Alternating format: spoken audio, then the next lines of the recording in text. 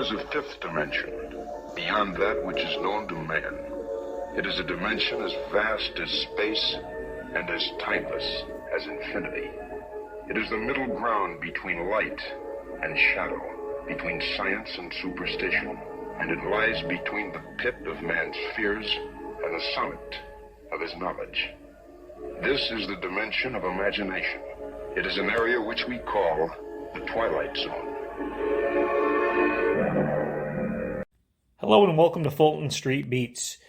This is the Rick style Leo Jaymz bass kit, as you guys probably know by now. So why do we have it on the table today? Well, we're going to start disassembling this again because we're going to be doing a bunch of upgrades to this, and I'm going to try to get this video done over a little bit of time. So we have new flat wounds coming for it tomorrow. We're going to have a new bridge. We're going to install a new pickup and a new pickup cover. But I figured, well, why not do this over time? That way I can bring you all of the information and take my time doing it. So let's go. If you hear me moving the camera around a little bit, it's because we're doing this kind of raw. I want you guys to get an idea of what I'm actually doing. So we're going to start by detuning. And I'll show you how I do these quickly and easily. So these strings we're going to keep. I keep strings if they're not totally spanked, because we never know what we're going to use them on. And as you can see, it's probably got a little more winding on here than I normally would have. But I do this and then I can just simply, usually you get these done a little bit and you can just kind of pop them off simply like so. Pretty easy without cutting. That's how I like to detune a bass.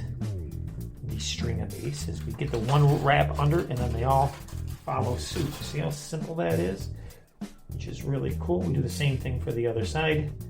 And then it's a good time, now that we've been playing again, to condition the fretboard one more time.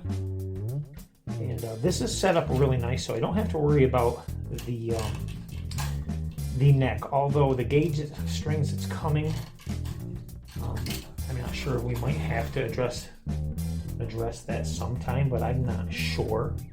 So in the upgrades for this are going to include quite a bit. We're doing a new neck pickup. I'm doing a new pickup cover for the bridge.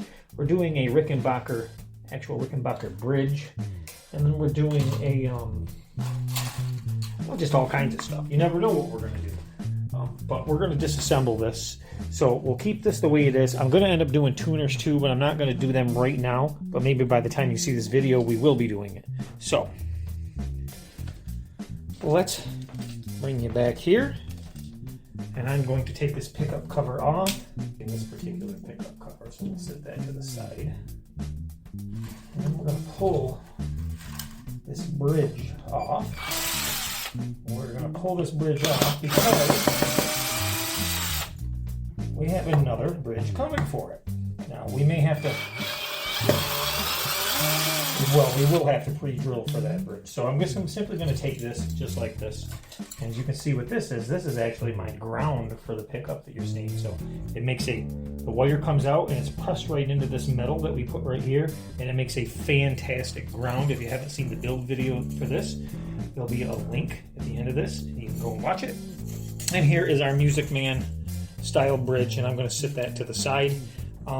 It's not really a high mass bridge, and these strings, although decent, that came with the kit, they sound good if you watch those videos. The strings that are going to go on it, the flat wounds, are going to be much better. Sit this to the side.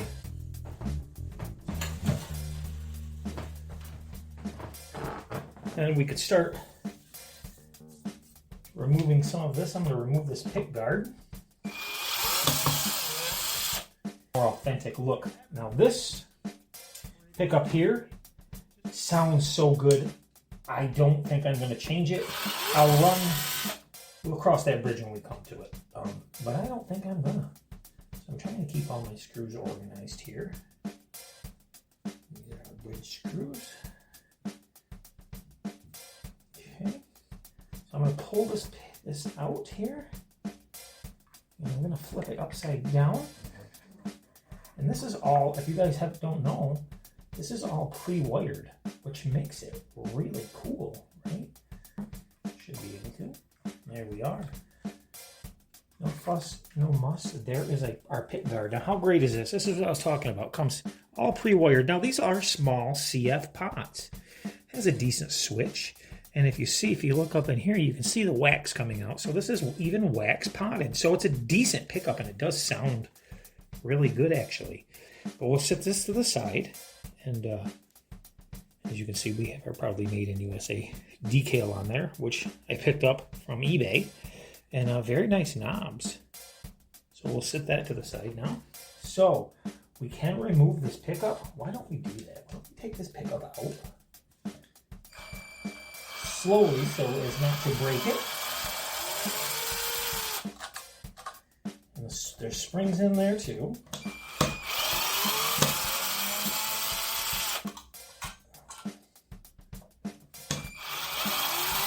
And then when the cover comes, and the cover that I ordered for this is a Rick style cover, but it has a pickup with it. We may use the new pickup, I am not sure, but this one does sound really good, so I'm on the fence about that. We'll simply pull this wiring out of here like so. And once again, we have wax. You can see up in here, past this magnet. But we have wax up in there. It is wax potted, and that's why we're not getting any microphonics out of this. So that's cool. So I just kind of go to the edge there, and I'm going to be doing some tucking. So let me grab something to push down in there with. I'm probably just going to use this little truss rod cover, and I just push down there, and I just walk it over. And then up. And there we are. Remember, pretty's not the name of the game here. It's more function. So walk it over to the other edge. And the reason I'm doing this right now because I'm going to condition this wood. Now that it's sat for a while, we're going to condition it, and I want the shielding on first. Just going to cut that, press it to the wall. Same thing here.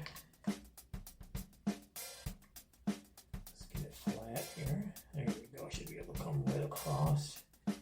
Get it pretty close. There we are. That's pretty close right there. Just a little extra shielding right there. Now we can even do the same thing in here, and we'll get to that here in a second. Okay, so we are shielded in both pickup cavities now. Now, I didn't show this, but I did go through and I gave each fret a bit of a polish with this steel wool here. I guess I can go over it again, at least get the ends. Now, as you guys know, what I use on my fretboards is coconut oil. This will be no exception, but we're going to do something else after this time. So our first round of coconut oil did set in very well. So we're just going to simply take our fingers and rub it in. And why coconut oil? Why not lemon oil? Well, coconut oil seems to last longer and definitely add more color and sheen than the lemon oil. And a lot of people, it's kind of counterintuitive. They think that lemon oil is great, but they think it is acidic. And lemon oil comes from the lemon rind, the lemon peel, and it's actually pH neutral. So that's why, although we think of lemons as being acidic, that is why they use lemon oil, acidic scale. And also coconut oil, which I'm using right now, is very close to pH neutral, and it actually conditions wood very well in your fingers. So what I do is I wipe that on. You see how I did that? I'm sure you guys can see just how shiny this is right now. We're going to let this sit for a few seconds, a few minutes here. And then we're going to come back and we're going to wipe it off, and it'll remain shiny. Let me get you in the light here so you can see kind of what she looks like right now. And you can see that shine. And yes, there's a lot of coconut. When we wipe it off, it's still going to have the same gleam to it. So let me get you here. I'll adjust you so you can see what's going on here.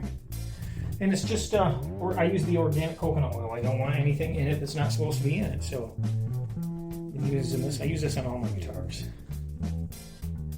And then we come back through. Let me just give it a good